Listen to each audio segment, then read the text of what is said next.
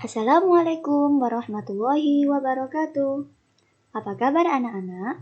Semoga kalian dalam keadaan sehat walafiat dimanapun kalian berada. Pada pembelajaran daring sebelumnya, saya memberikan tugas tentang jurnal penyesuaian. Hari ini, sebelum saya melanjutkan materi tentang kertas kerja atau neraca lajur, saya akan membahas tugas 1 kemarin. Silakan disimak dengan baik ya. Di layar kalian sudah saya tampilkan soal tugas 1 kemarin, yaitu kasus dari PT Sentosa.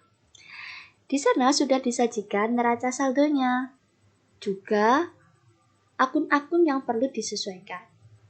Yang pertama adalah tentang perlengkapan yang habis dipakai.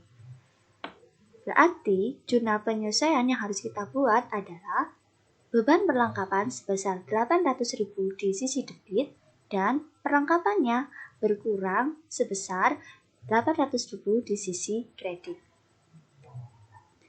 Ini bentuknya ya.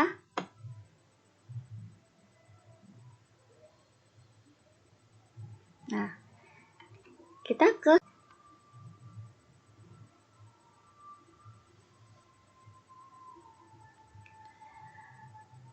lanjut ke nomor 2. Asuransi yang telah jatuh tempo sebesar 200.000.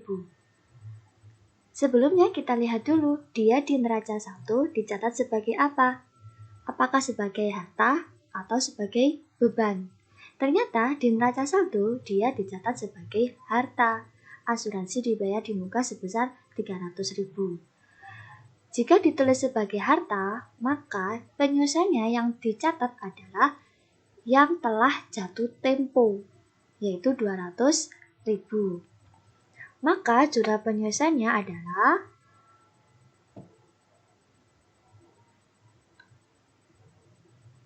beban asuransi sebesar 200.000 di debit dan asuransi dibayar di muka di sisi kredit. Kita lanjut ke soal nomor 3. Peralatan disusutkan sebesar 3 juta. Nah, peralatan yang semula 15 juta akan disusutkan menjadi 3 juta. Bagaimana bentuk jurnal penyesuaiannya? Beban penyusutan peralatan sebesar 3 juta di sisi debit dan akumulasi penyusutan peralatan sebesar 3 juta di sisi kredit.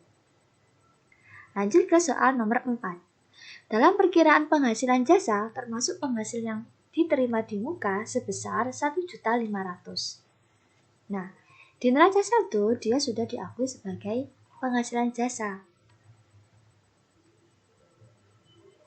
Berarti dia diakui sebagai penghasilan atau pendapatan. Jumlah penyelesaiannya adalah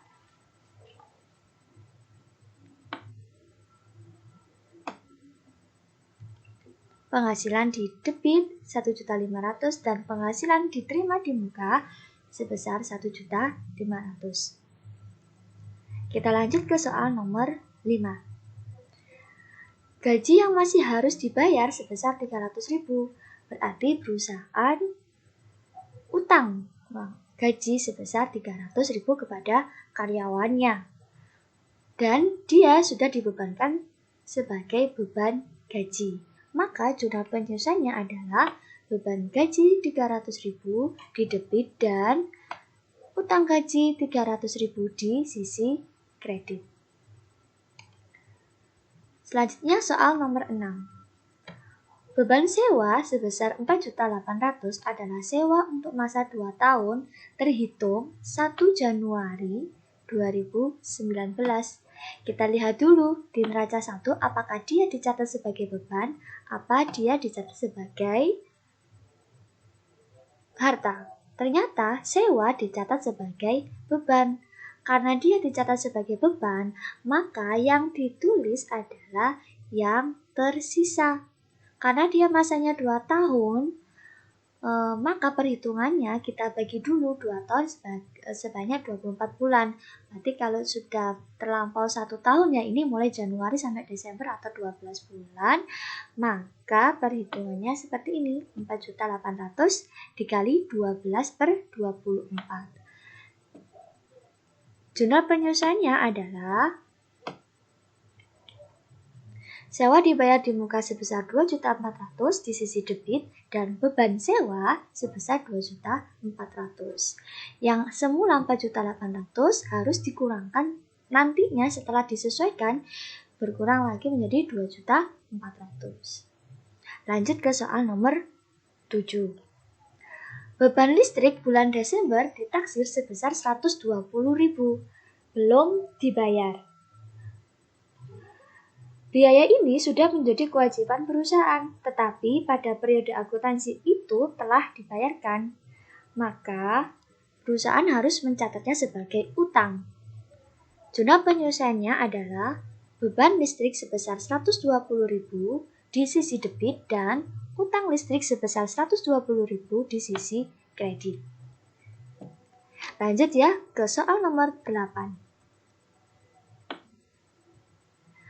Beban reklame sebesar 600.000 adalah kontrak iklan di dalam sebuah surat kabar yang telah ditayangkan sampai dengan tanggal 31 Desember 2019. Dinilai seharga 400.000. Kita lihat dulu, beban reklame ini dicatat sebagai harta atau sebagai reklame dibayar di muka, apakah dicatat sebagai beban? Ternyata di neraca 1, reklame tadi dicatat sebagai beban sebesar 600.000. Karena di sini sudah ada keterangan yang kadaluarsa atau yang sudah terpakai sebesar 400.000, maka jurnal penyelesaiannya adalah reklame dibayar di muka 200.000 dan beban reklame di sisi kredit sebesar 200.000. 200.000 dari mana? 200.000 adalah dari 600.000 dikurangi 400.000. 200.000 ini masih tersisa, belum terpakai. Jadi, jika ada soal seperti ini, yang dicatat adalah yang belum terpakai. Kita lanjut ke nomor terakhir, yaitu perusahaan mempunyai hutang hipotek sebesar 10 juta dengan bunga 18% per tahun. Sejak tanggal 1 Oktober 2019, bunga hipotek ini belum dibayar. Sebelumnya kita hitung dulu ya. Nah, ini perhitungannya. Yang pertama, 10 juta kita kalikan bunganya per tahun. Berarti 18%. Dikali 3/12. 3 itu berasal dari bulan Oktober, November, Desember.